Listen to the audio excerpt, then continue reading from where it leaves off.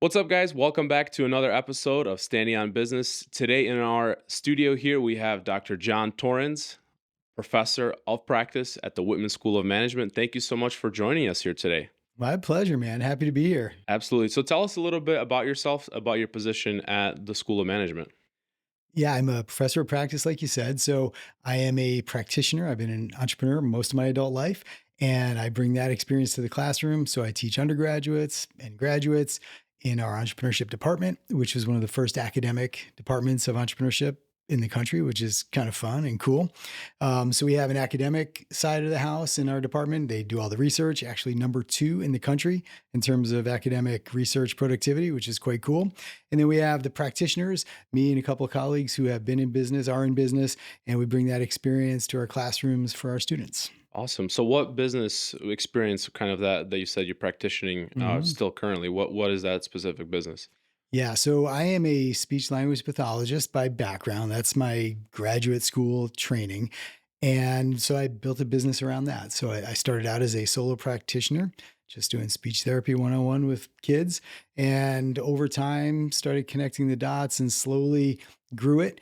Um, Exited for the first time in 2008, ended up getting back in 2011, out again in 2019, back again in 2021, and just kind of doing that now. So we do occupational therapy, speech therapy, physical therapy, special ed, counseling, social work, music therapy, anything a young kid with a disability would need. And we do it in our outpatient clinics, our home health program, and we have some integrated preschools as well, where half the kids have disabilities, half the kids are typically developing.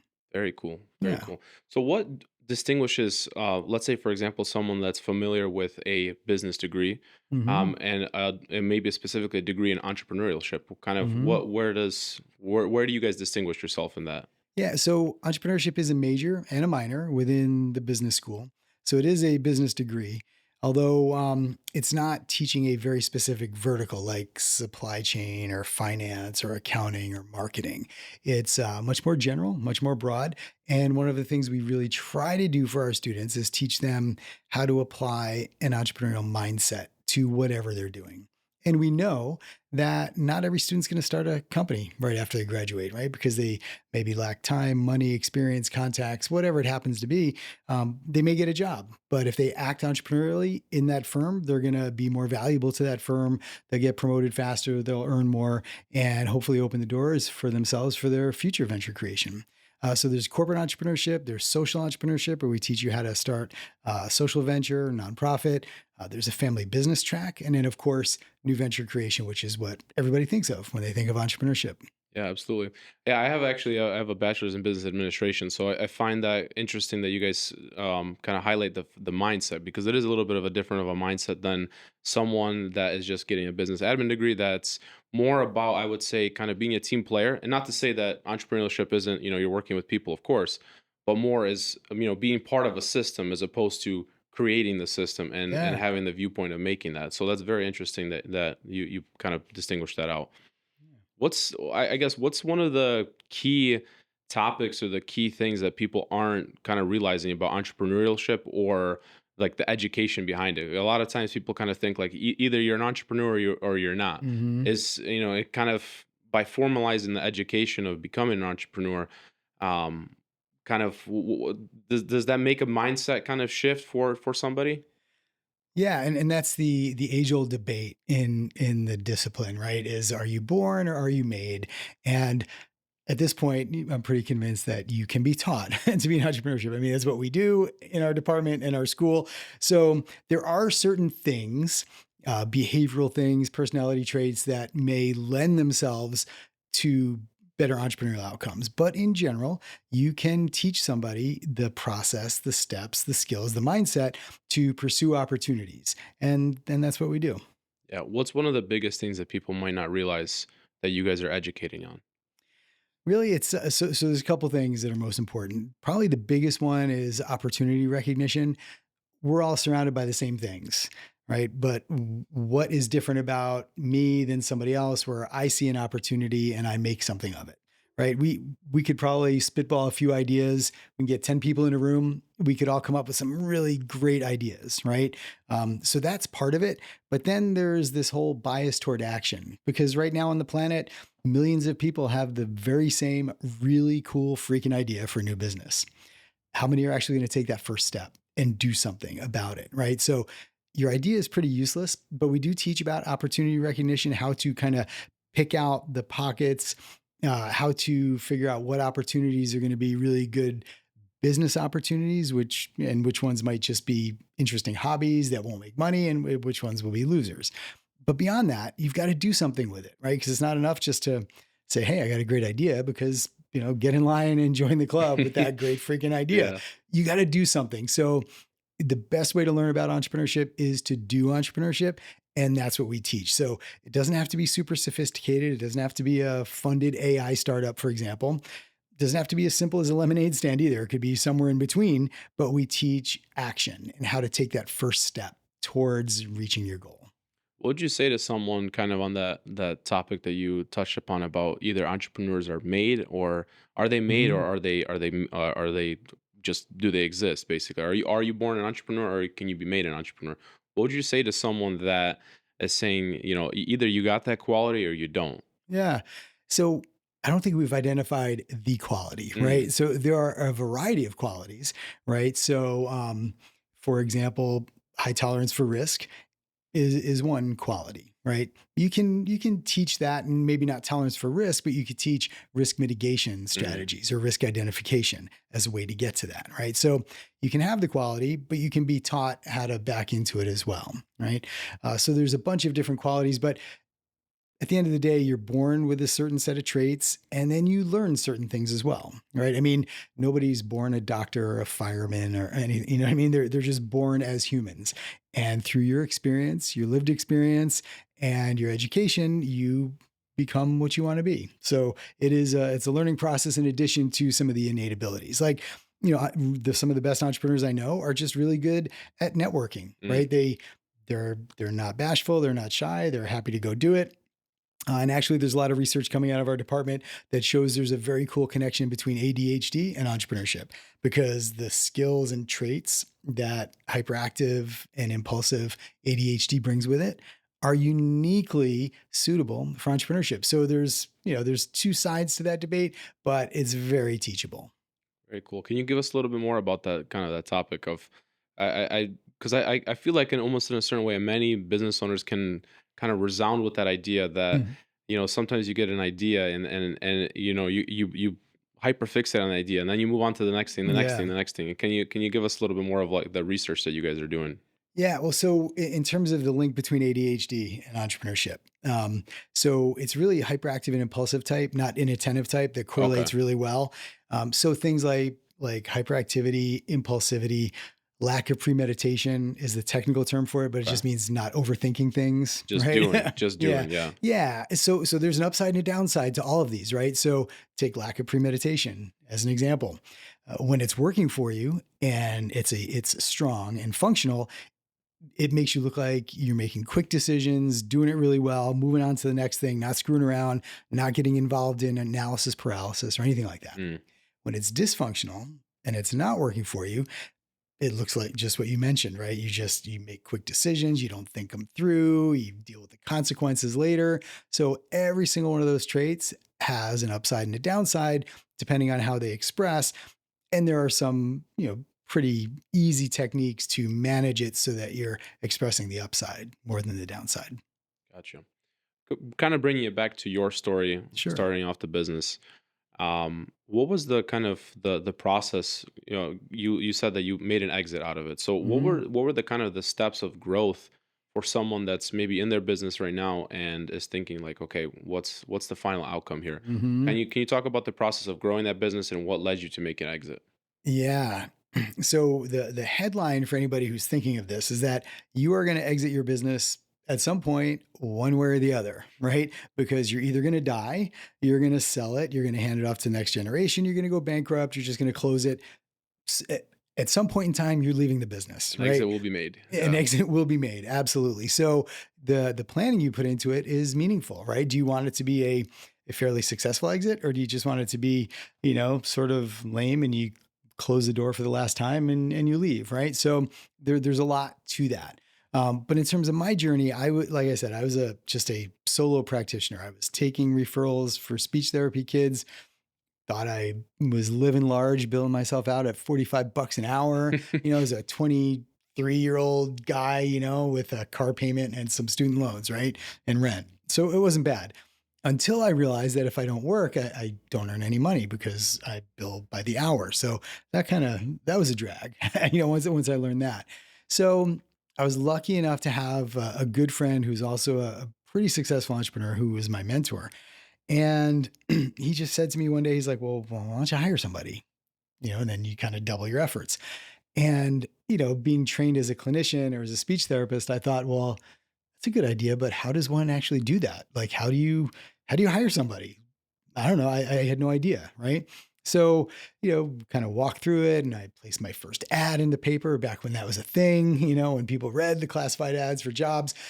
And I got some responses. I hired my first person, realized it wasn't that mysterious or that painful. It was pretty straightforward. So I did it again and again and again, and realized, all right, I could probably do this in it was a very simple playbook I was running at the time, right? Just I was too busy to take on more referrals. So I had to hire somebody else to take those referrals. When they were busy, I hired somebody else, and so on. It was very simple. It started to get a little more complex, when you get to about 15, 20 employees who are all depending on you for their livelihood.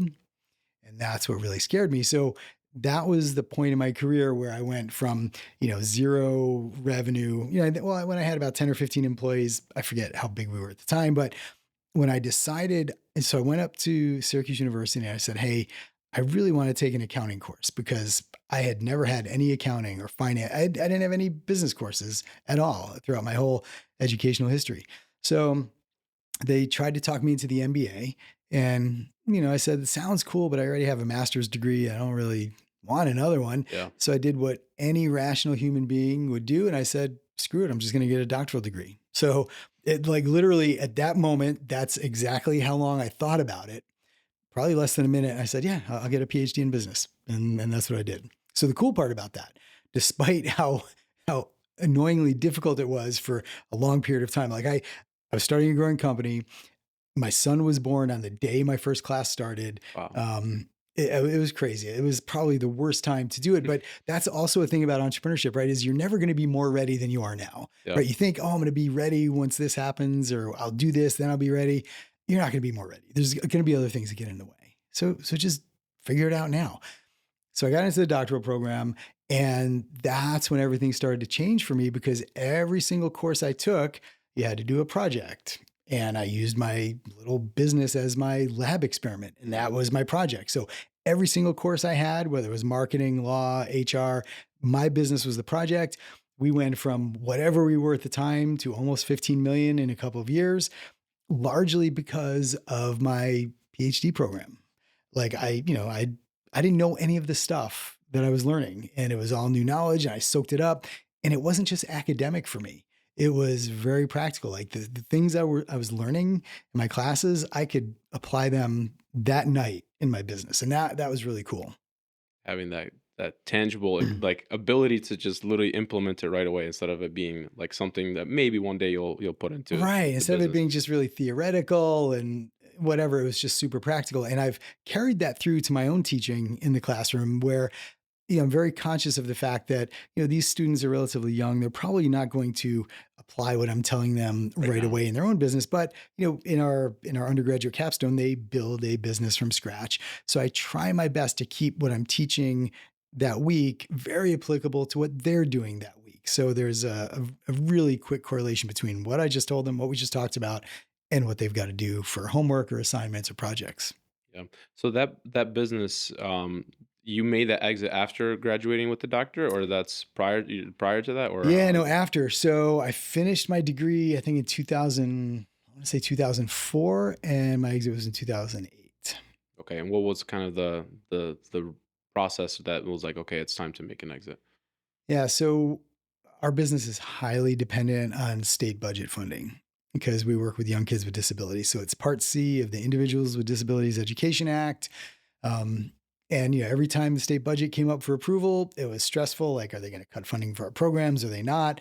I've got 200 employees here. What am I going to do with them if we don't have funding? So that stress level would just, after a while, I was thinking, you know what, nothing lasts forever. And if this is I thought the trend lines are going in the right direction, right? We're growing, we're becoming more profitable, gaining market share. This is the time to sell versus, we've kind of peaked and it's much harder to sell when you're going down, right? Of course. So I was like, hey, this seems like a good time. Like I wasn't quite ready yet. Like I had a lot of gas left in the tank, but I thought, hey, I'll do the exit and then I'll figure out the next step. So yeah, I feel pretty, it wasn't like it wasn't the best exit. It was fair for where we were at the time. But I still felt like I had at least another act left in me, which is, so at that point, that's when I began teaching as an adjunct up at Whitman. And, a couple years after that, I had an opportunity to get back into the business. My non-compete was over. My old company was up for sale. So I did get back in, but I kept the role at the university because I loved it too much to leave, and if you've ever had a real job, being a professor at a university is really quite cool. I mean, I work with amazing students who are creative and energetic and super smart. I mean, I love the students I work with. My colleagues are incredible. It's just a great institution to be a part of. And I couldn't see myself leaving that to only focus on the business. And because of my ADHD and because I'm wired that way, I thought, sure, I can just do both, which you can, but like there's a point in time where it's gonna, I'm gonna have to pick one lane or the other, Yep. but for now it's been really great. Did you ever think that you would be an educator? You know what? Not necessarily. So not in a business school, right? Like I thought there could be a pathway at some point where I would teach in a school for communication sciences and disorders, like be a professor of speech language pathology, right? Because that's what I knew and that's what I was and that was what I was doing.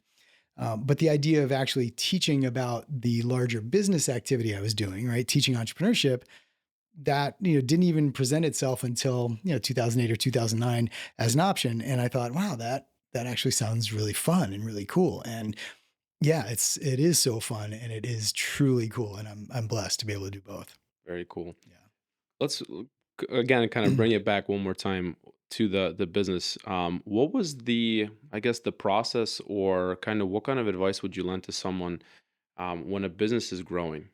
When you see that it's successful, when you see that there is a need that is being met, you're serving your community, and it's a positive, positive correlation. It's the business is getting bigger. Hmm. At what point do you make that decision to hire on more people? Is it kind of is there some kind of indicators to look out for, and what in your idea is the best way to go about that process? So one of my mentors gave me a little nugget that has always stuck with me. And he said, top line is vanity, bottom line is sanity. Mm, And for so long, I was chasing the vanity number, right? Like what's your total revenue? Because that's like the cool number to report. Nobody really reports on their bottom line, their profitability, right? But that is the number that keeps you sane. And that's the number you live on, right? Your yeah. top line is largely irrelevant, right? So it's your bottom line. So, but when I was younger and chasing the vanity metric, it was all about top line growth almost at any cost, right? Even at the cost of profitability. So I think the biggest, the best advice I could give somebody who's in a hyper growth mode is just to make sure you've got liquidity, because when you're growing triple digits year over year, you are not going to have cash, because all the cash you're collecting now based on the work you did a month or 2 months ago has to fund the higher level of activity right now. So you are always behind. Yeah. And that was the thing that sort of stumped me at first. I'm like, I'm twice as big as I was last year, yet I feel like I have less cash. Like, what is going on? Yeah. So it's always that game of trying to catch up. So being intentional about your growth trajectory and understanding that first, it's very difficult on your team to have that kind of growth trajectory unless they're supported, unless you're willing to invest in the team and the infrastructure. And just be prepared for your liquidity needs. You're gonna run out of money quicker than you think. Having a line of credit, a relationship with your bank, having founder savings, having your own war chest to deal with. Those are all really important things, because it's really sad and sometimes tragic to see a company that's doing really well has great market demand, but implodes under their own strength, right? Yep. They're doing so well that they can't fund their next payroll. And, and then they're out of business, not because the business was bad, but because they mismanaged their liquidity. Yeah. I think that that notion, top line is vanity, bottom line is sanity, is so good and such a important nugget. Hmm. Because a lot of times when you're growing a business, you're thinking about just, okay, we're getting more rev, more rev, more rev. But Yeah. the problem is that the realization you have to make is that with more activity, with more revenue, that requires more labor, that requires more people, that Yeah. requires more overhead. And now it's a very, I see this as a very recurring theme with small business owners specifically that are starting as either solo practitioners, where they find that, the first couple of employees, they're actually making less money now Hmm. than they were as a solo practitioner, Yeah. because now they have to pay, all those associated, not only the labor but the associated costs with labor, a Yeah. place, a rent, payroll, etc. And now Yeah. all of that cuts into it. And yeah, and it's very possible, exactly like you said, that the liquidity element, if you don't have that to fund to keep it going, Yeah. you could have a good business with good demand, and Yeah. still end up Yeah, you gotta losing. feed the beast as you get bigger, and there have been times where we made the conscious decision just to plateau our growth and be like, "Hey, we are not taking these opportunities," even though they come at us all the time. And we've done a number of acquisitions too. So there's growth through acquisition, there's organic growth. Both of them cost. Whether it's the effort of your team, they're burning out, whatever it is, cash, anything. There's definitely a cost to it. But we made the conscious decision several times to plateau our growth, just so we could feel the profit. We're like, hey, let's not grow this year, so we actually feel like the results of all Yeah. this, and we can harvest a little cash, because it's frustrating to keep working harder and harder and harder and be able to take less and less That's cash out of the Yep. business, and that Yep. happens all the time. Yeah. Yeah. I think a lot of times, at least for myself as well, and we haven't been in this business for a long time, but just the experience a lot of times where you think that like that big profit's going to come with the big job, or Hmm. with the big new contract, or with more customers, etc. But a lot of times it more happens with when you have that regular business, and your costs, and where your expenses are going to be going, and how that's going to be doing, as opposed to taking on bigger projects, making more money, but at the same time having bigger associated costs with those projects, and exactly like you said, being able to feel the fruit of your labor a little bit, as Yeah. opposed to just pushing it forward to keep the machine chugging. Yeah, yeah, it's frustrating to feel like you're doing all this just so you can pay the next employee you just hired, right? And Or take less. literally. Yeah, exactly. So yeah, there's definitely some vanity and sanity element to it, and just some projecting and some foresight. But for a lot of self-respecting entrepreneurs, it's hard to pass up the next growth opportunity. Because that's what's rewarded, that's what's celebrated, that's what's talked about, and it's fun. It's a dopamine hit, right? A lot of entrepreneurs have ADHD, and we are deficient in dopamine, and we need it. So that next thing is gonna give us the dopamine we're looking for, right? Mm. So let's chase it. And then what happens once we get it? We gotta get the next one, right? So that means bigger, better, faster, stronger, whatever. And oftentimes we don't pay attention to the infrastructure needs, what the team needs, and just the simple need to sometimes get a little smaller or slow down to make more money. When you were in that business, when you wanted to grow, was that an organic process where just more work, or more kind of the funding came in, or did you have to take funding from partners, from different sources, and kind of how did you manage that? Yeah. So early in I never had investors ever. I never took equity capital. I did take senior debt for a few things. We had a mortgage on a building, and we had an operating capital line of credit to fund our payroll during those fast growth periods. So it was only senior debt, never any equity capital. And Uh, that's probably a big, probably a good advantage for you when it comes to the position of making decisions and having kind of less people in the process. Yeah, for me it worked, although I do often question like, how much better could I Have have been. been if I had like a really savvy person sitting next to me, helping me through these decisions because, you make a lot of mistakes, right? And that's how you learn. But, sometimes I think, hey, what could I have avoided in terms of, big mistakes, costly mistakes, had I done that. But at the end of the day, it was just me. I had pretty good advisors for the most part. So yeah, it wasn't bad, you know? Yeah. Yeah. I think a lot of times people get worried with the notion of having partners and taking on other people to help with decisions. But in reality, a lot of times, especially if you have an idea, you could kind of treat it like your baby, your thing. Mhm. But and thinking that nobody else will kind of honor that Yeah. as much as you will. And but in actuality, there are passionate people out there that can get fired up, that might have a Mhm. different skill set, might have a different, person more of a numbers person, and more maybe someone's more of a people person, and kind of everyone brings a skill set to the table Mhm. to help the business grow bigger and better that you wouldn't be able to do yourself. Right. Like, so for example, for me, had I had a person with a serious detail orientation as an investor or a partner, I probably would have avoided some big mistakes, right? Because I'm not a detail oriented person, right? I'm the big picture guy, the gut feeling guy, the intuition guy. That's how I did it. Um, and I'm sure that I made a few mistakes because of that. So yeah, a little detail orientation would have been good, but that's very natural in the life cycle of a business for an ADHD entrepreneur. So all the things that make you great as an entrepreneur because of your ADHD, that has a ceiling, right? So when it comes to adding team members, adding products, getting contracts, marketing, networking, all those things, if you've got ADHD, you are going to be incredible at that.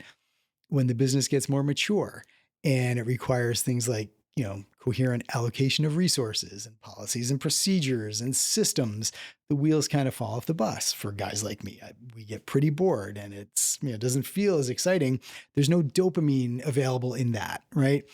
So the reframe for me was, okay, how do I engineer that excitement or that urgency that I need, right? Because I need high interest, extreme urgency, or some kind of excitement to keep me going. So in the mundane aspects of growing a successful business, can you find that, right? And that was what I had to engineer: is find pockets of urgency, excitement, or interest that would keep me engaged. And once those are gone, that's usually a signal for me that it's time to move on.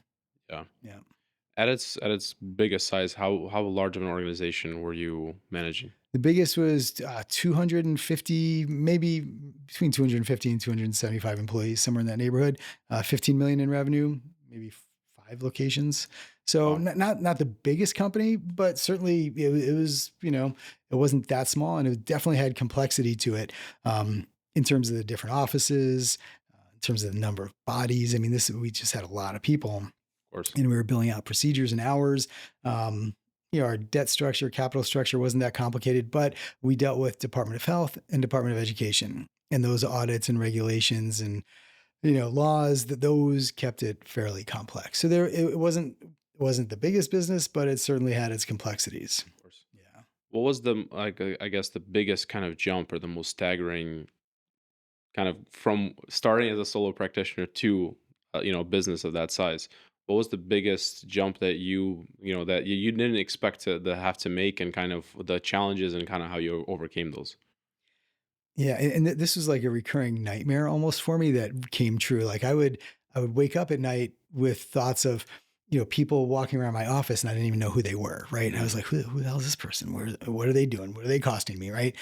And when that happened for the first time in real life, like I remember going to my office and seeing a few people and I was like, who the hell are they? Like, what are they like? And then I realized that I'm not doing the hiring anymore. I have yeah. an HR manager and, supervisors who do the hiring. So it's entirely likely that these people work for the company. I mean, they did, of course, but I just didn't hire them. So that move from being the guy that touched everybody, right? Everybody who worked there, I interviewed, I made the offer for, I knew, and switching to, there were some people that I just didn't know their names, right? Until I met them and learned.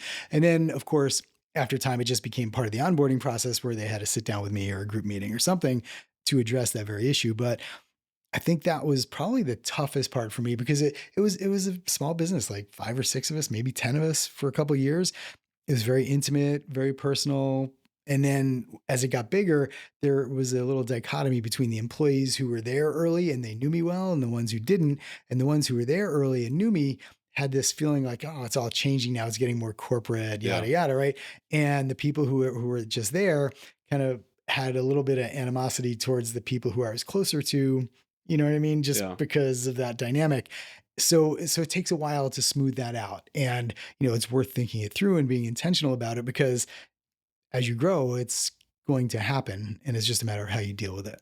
Yeah. How do you set the tone of kind of the workplace environment and the overall, you could say, vibe between, like you said, the people that have been there since the Mhm. start, the people that are being brought on now because the business is experiencing growth, and how do you make sure that that all works together as a cohesive structure?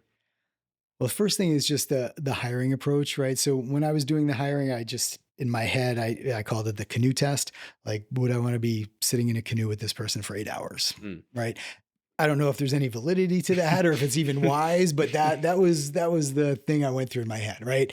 And because we're gonna be sharing a small office together, be in each other's space Yeah. pretty often. So would I be paddling the Adirondacks with this person in the canoe for 8 hours, and still want to talk to them the next day, right? Yeah. So there was that personality fit, which as you grow, that becomes less and less important. It's more of cultural fit and things like that. So really just trying to find the people who I thought I could vibe with. Um, at the end of the day, though, I needed people who were qualified. So as long as I felt pretty good with them, that's really all that mattered to me. As long as they were qualified to do the work and I could get along with them, I didn't get weird feelings from them. They had good recommendations. It was fine. And then the office culture for me was really just it was very personal, right? Just Mhm. taking the time to get to know your people, spending time with them. I like talking to people. I like BSing. I like hanging out by the water cooler. I like getting in people's business and understanding what's going on, and I think that translates to employees that, hey, this guy, he's interested. He cares, right? And then that comes back. So no magic to it really. I think it was just a very it was a feel that I had, and I don't know that I could like teach that for my particular office. Yeah. Yeah. It's you know it's a very unique problem because you have to be in a business that's already grown to a size, like you said, hundreds of employees.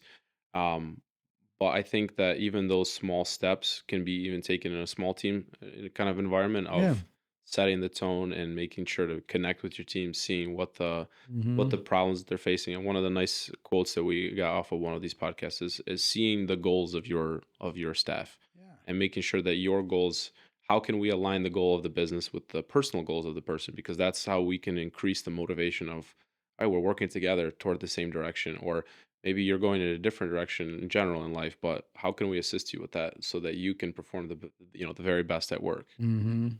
On kind of on that vein, if you will, um, the the process of getting employees in and holding on to good Mhm. employees, what is the kind of advice that you could lend to someone that's in a cycle where they're growing the business and they need good talent, they need good people in the door, and making sure that that person stays with their company. Mhm.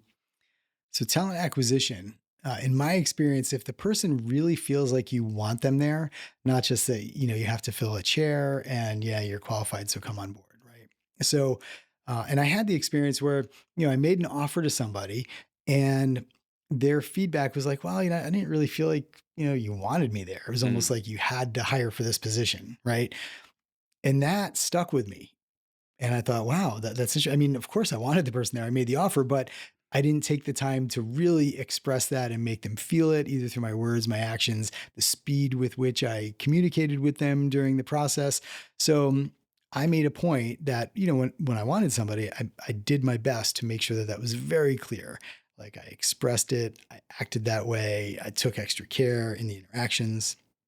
And then in terms of retention, like I don't believe in retention at all costs because there are some times where it's just not a good fit anymore, right? And employees have the right to go find a better fit or a better situation. In my business, we compete with hospitals and school districts.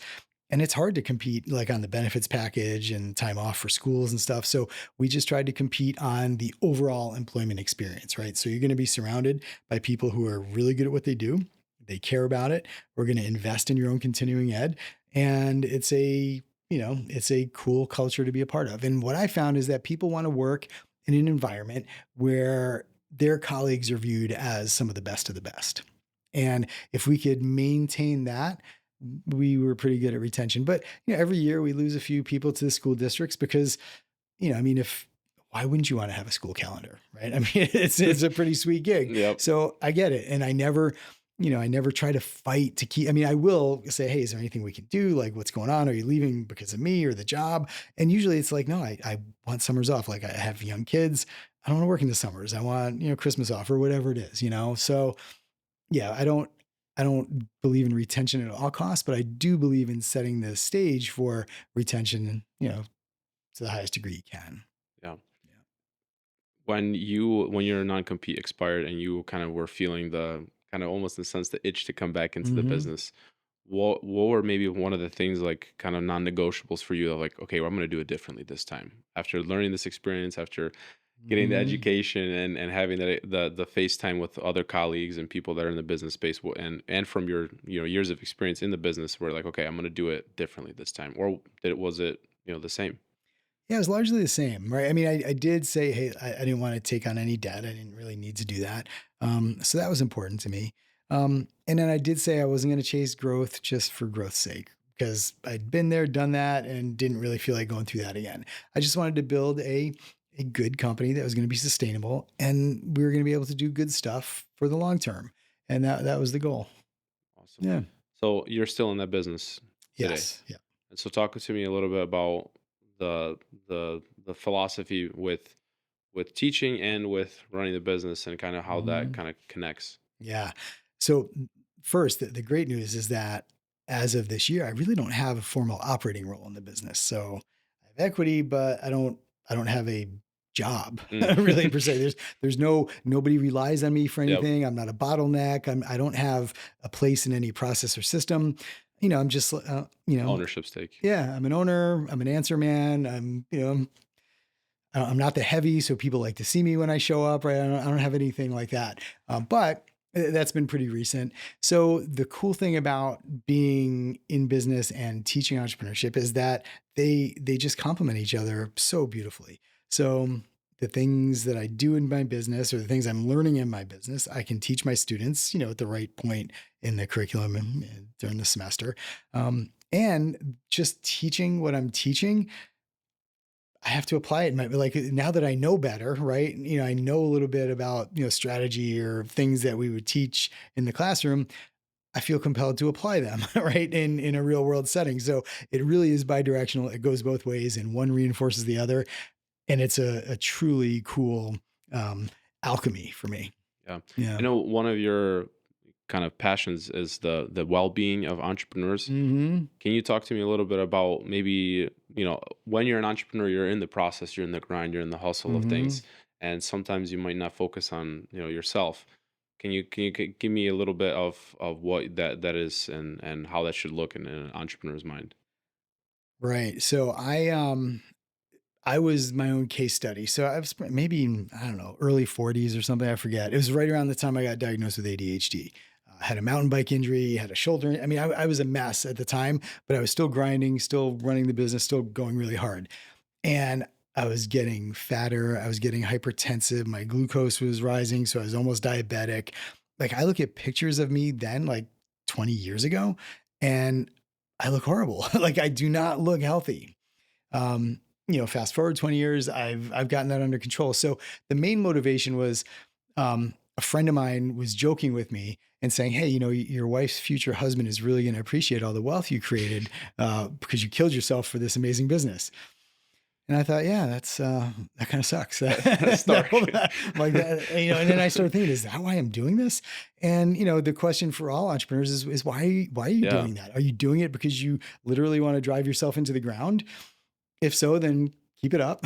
You're going in the right direction. But if, on the other hand, you're creating wealth and building a business because you want to enjoy life and do things that you want to do late into your life, then you've got to get a grip on it now, right? So the chronic conditions you're going to deal with in your 70s and 80s don't start in your 70s and your 80s. They start in your Earlier. 30s and in your 40s, right at the time where I was looking at pictures being, who the hell is this guy, So I went on this, so it started just, like most people with some weight loss. Then it started getting my blood pressure under control. Then it was getting my metabolic health under control. Finally did all that. Then, it was meditation and mindfulness, and then just kind of taking a deeper dive into well-being, holistic well-being, right? So mind, body, and spirit, they all work together. And what's cool is that the research is very clear that the healthier you are across those domains, the better you're going to be at your job and in your Of course. business. There is no there's very, very little argument about that, right? Now you will hear entrepreneurs say, "Hey, look, the only way I could have grown my business is to kill myself for it. Like I had to work, 41 hours a week, or 41 or 25 hours a day. Yeah. Terrible analogy. So I had to work 25 hours a day, right? Which of course is impossible. Yeah. But that's the only way I could have grown my business, right? That's because that's the way they chose to do it. Interesting thing is some of the research my colleagues do is they connect entrepreneurship and workaholism to an addiction. Like there is an addictive quality to it. So if you're doing it and it's bad for you, that's probably an addiction and you got to figure that out, right? Because just because you're working and building a business doesn't mean it's great and doesn't mean it's healthy, right? Do your kids know your name? Have you Mm, been to a ball game? When's the last time you had Sunday dinner with your family? All these types of things are also important. Yes, your business is important because it provides you for your family and you want to create generational wealth, but you've got to be a human. You've got to be a dad. You've got to be a brother. You've got to be all these things as well. And if you're one dimensional, there could be some sort of pathology there. It very is it's much like an addiction. yeah. So I went down this path, and the more research I read, and the more research I had access to, and the more people I talked to, I started realizing that the secret sauce in life and in business is to take care of yourself. Just like on an airplane, you got to put the mask on yourself before you help the other person. It's so similar in business and in life. So that's been my quest because I see a lot of our student entrepreneurs who fall into that really, I think, sick hero worship of the founder that, just sacrificed their bodies for their business and built something that the rest of the world thinks is cool, but now they can't enjoy life because they've got chronic conditions that they could have managed 20 years Yep. ago. Right. So I wanted to do something for students to help them with that and give them a different narrative, right? Give them a way to look at it that says, "Hey, no, my sleep is important," right? Because the mantra in entrepreneurship is, "Oh, sleep when you're dead, you big sissy. You don't need to sleep." I slept 2 hours a night for 2 years when I was growing my company, right? Great. You're probably super sick and unhealthy, and you were making crappy decisions, Yep. destroying your relationships. You completely lacked innovation, but you were just grinding through it, right? Hmm. The research is clear that sleep is the first pillar of health. Entrepreneurs who sleep well are more creative, more innovative, have better relationships, and their revenue grows faster, hands down. So, to me, that was I spent a lot of time in bed, but I was getting really poor sleep. So I just unpacked that and went on like a 6-month quest to dial my sleep in. And, I'm proud to report that I am an elite sleeper now. I am crushing it at night. Congratulations. It's freaking amazing. And it is crazy how much better you feel and how much better you perform. And the key is resilience, right? So getting better sleep doesn't mean you're checking out and you're being lazy and you're like prioritizing rest, which is what you're doing, but it's not a weakness. It's a strategic weapon. Hmm. So if you prioritize rest, think of that as part of the work, right? So I'm going to rest now. So tomorrow I can work better, harder, faster, stronger, and just do it better in general. So the rest is part of the work. And once entrepreneurs start to realize that and they can prioritize that like they would any other important task, light bulbs go off, magic happens. And for me, it's gratifying to see young entrepreneurs like prioritizing themselves because they're gonna be them after the business is gone. They sell it, they go bankrupt, they leave it, whatever it is. Now they've got themselves. And what do you do with that if you're already broken? Yeah. Yeah. I think a lot of times, if you're a business owner, this is a distinction I had to make in my mind where the work is always going to be there. It's going to be there today. It's going to be there Hmm. tomorrow because the work is there. If you're in a business that's growing, successful or unsuccessful, but if a business is growing, it's Yeah. their work is always going to be there. Always. So do you approach it with a mind that's been at it for already 8 hours, 9 hours, 10, 12 hours already at it? And what kind of decision are you going to be able to make in that fatigue, if you will, as opposed to someone who comes in fresh, ready to kind of take on the day. Yeah. And the wellness side of it too, as well, for myself, I just never made that distinction, or never made that kind of connection for myself until very recently. Just started taking care of myself better, losing weight, being more active, and prioritizing exactly that notion of prioritizing. Like, no, I'm not wasting time right now by going to run. I'm not wasting time right now Yeah. by getting active, by going to sleep earlier and waking up, and sleeping for 7 8 hours instead of cramming in a 4 hour nap, if you Hmm. will, Yeah, exactly. every Yeah. night. And how much better you perform at work, how much more regulated you are, how much just Hmm. better of a person you are to be around, a better boss, a better employee, a better Yeah. coworker, Yeah. and that connection. And at the same exact time, when you look better, when you healthier, when you're in a better headspace yourself, you take things don't hit you as hard as they would. Yeah. They kind of just you're able to breeze past them, and problems that would be huge in the past are now kind of smaller. Kind of look at it, okay, brush them Yeah. off, work through it, and you're able to just have a more positive outlook on life. And what you hit on right there is the notion of resilience. And that is the key. And that's what all of this stuff leads to is resilience.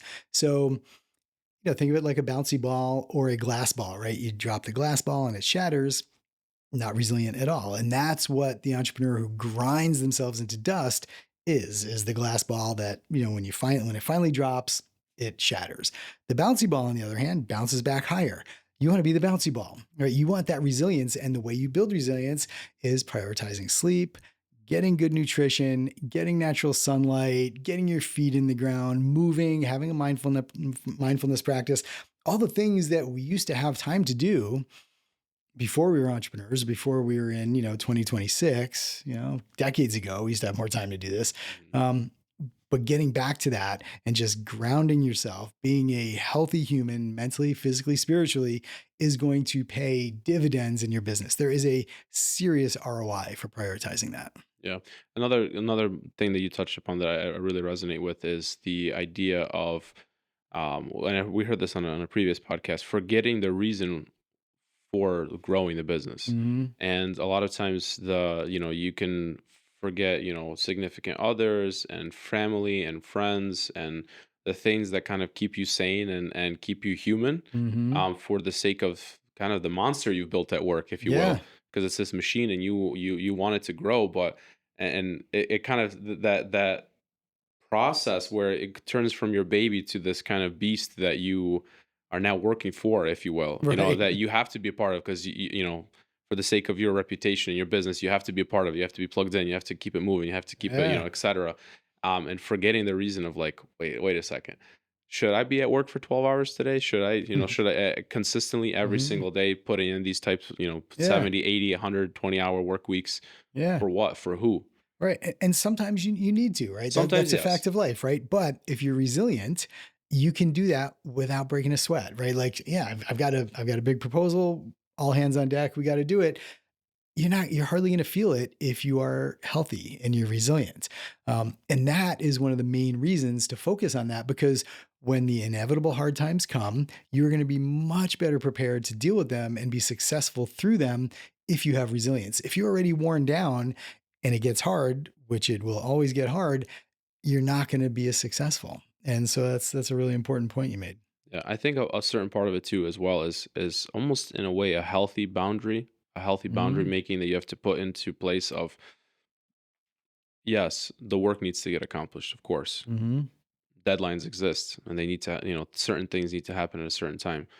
But almost in a way, for an entrepreneur, business owner, you have employees, you have a team, you have other people that you need to rely on and be able to trust upon, Hmm. and allow yourself to kind of step away, let them do their thing that you hired them to do, One of the hardest things to do for an entrepreneur actually is to delegate. unplug yourself from that thing and be like, okay, I don't need to be here till 10 p.m. today. No. Um, Yeah. that's something that part of their. I will let them flourish. I'll let them shine. I'll let them do Yeah. what they're capable of doing. Yeah, and I'll let them make a mistake if they do, right? I I think mean, that's one of the biggest, yeah. hardest things for Yeah. business owners to allow. But it's a necessary process, because Yeah. if you don't make mistakes as a business owner, you can't learn from those mistakes, Mhm. be better. And at the same time, It's kind of like, I mean, I'm not a father, but so I could imagine like someone that's, has a kid, you don't want them to fall off the bike and scrape their knee, but it's an important learning lesson Yeah. to know the kind of the boundaries and the obstacles and what you're capable of and what you're not. Yeah, the most innovative countries on the planet, or most innovative companies on the planet, have a culture where they foster innovation and they accept failure as part of it. And yeah, one of the best pieces of feedback I got from an employee was when they said, and I do remember the conversation. They were taking on a new task and they were really worried about it. And I said, look, there's no mistake big enough that you can make that we can't rebound from. So don't worry about it. Like figure it out. And if you make a mistake, it's not possible that it's big enough where it's going to kill the company. So just go for it, And that seemingly, it was a very innocuous statement, but I remember the conversation that stuck with her, and she thought that that gave her, the runway she needed to really kind of take this on and own it. So I always remember that. What does the future look for Dr. John Torrens? What are your kind of your plans or your outlook with the business, with your position at the School of Management? Mhm. Kind of what are you looking for? What's your vision for the next chapter in life? Yeah, so I see myself winding out of the business, right? Because without a daily operating role and without a reason to be there, um, just taking up space, right? So I think slowly but surely over the next few years, I'll probably wind my way out of it, which would be nice.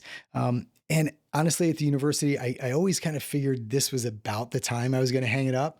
Um, but there's just so much cool stuff going on at the university and at Whitman right now that I really want to be a part of. So I can't leave yet because it's way too cool. So we have a new chancellor who he was a professor in our department. Our interim dean was a professor in our department.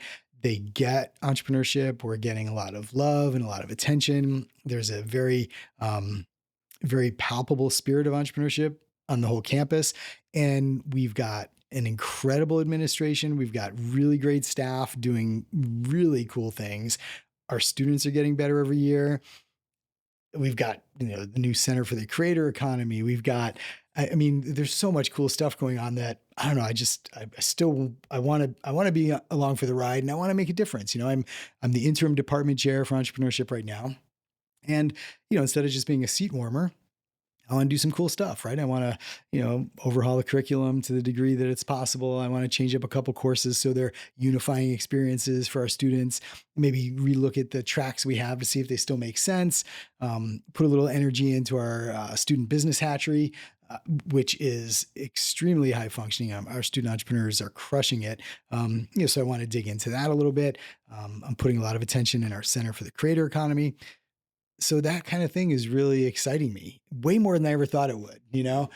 So I'm just going to go with it for a while, right? I mean, until I can't anymore, I'm just going to keep digging in. We always like to talk about as well here on our podcast because we're Central New York, Syracuse based.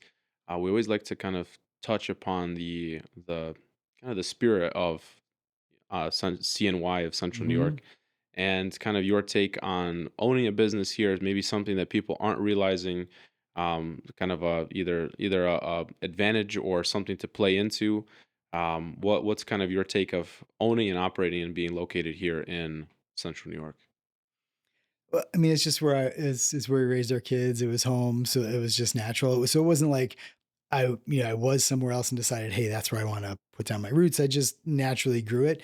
But I think the community here, the business community especially, very supportive, right? Like, we didn't even really know each other until we sat down, right? But I feel like we got a relationship now, right? I Yeah. mean, we're in business and stuff, so it's a very supportive community. For the most part, in my experience, other business owners want to see other business owners succeed and they want to raise everybody up. And that's really cool. Yeah, I just think it's kind of it's a cool place to raise a family and do business. It's certainly not New York or LA. But I think that's probably one of the Probably benefits of for the it too, benefit, yeah. Yeah. Yeah. Yeah, with the growth that we're experiencing as well, I think it's bringing a fresh wave of optimism, not only in just businesses, but just people in general. Yeah. And Yeah. and that kind of allows for new opportunities, and you see new restaurants and new organizations and new events coming, Yeah. as well as the continuance of the classics. So Yeah. it's good to see us being an emerging but also established city at the same exact time, if that makes Yeah. sense. We're an established city that I think has always had a little bit of a chip on its shoulder. Hmm. You know what I mean? Like, hey, we are cool. It's not just all about snow, right? Which is what we're known for. And Yeah, that's great. You got to be known for something, I guess, right? But yes, I do think we are right on the cusp of something something. Yeah, pretty transformational. And I get it. A lot of people are still skeptical, right? Because with the mall, like almost feels like, why can't we have nice things in Syracuse, right? It never seems to happen. But, this seems like it's going to happen and there's a lot of excitement. I mean, the university is, making changes and planning just to kind of accommodate what's coming. And yeah, it feels different this time and there's a lot of excitement. yeah. It feels very cool, especially here, Central New York area.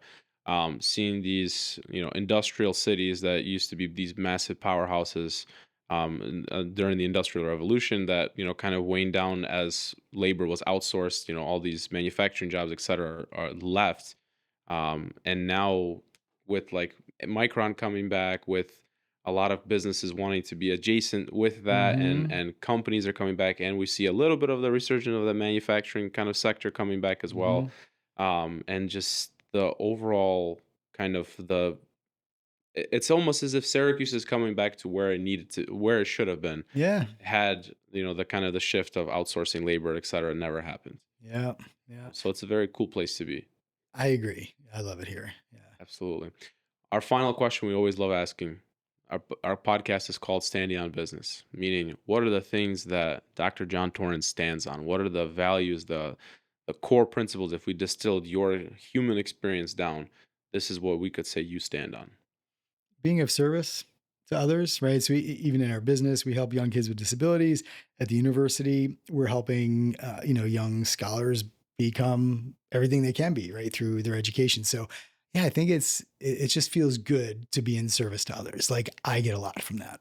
Yeah, I think a lot of times business owners need to also realize that at the end of the day, if you're especially if you're a service-based business, it's not only just about the maybe the roof or the product or the consultation or the meeting that you're providing them, but it's the way that you serve that person, the way that you serve the community, and what kind of value you bring to their life, not only just by the thing that they hired you for, but the overall experience you're bringing Hmm. them to them. So service is a big one. Yeah.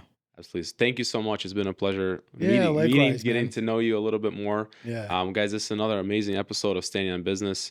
If you are a business owner, someone in the business space here in the Central New York area, we want to talk with you. We want to meet you. So please reach out to us, and please share, on all the podcast platforms. Thanks for listening, and we'll see you on the next one.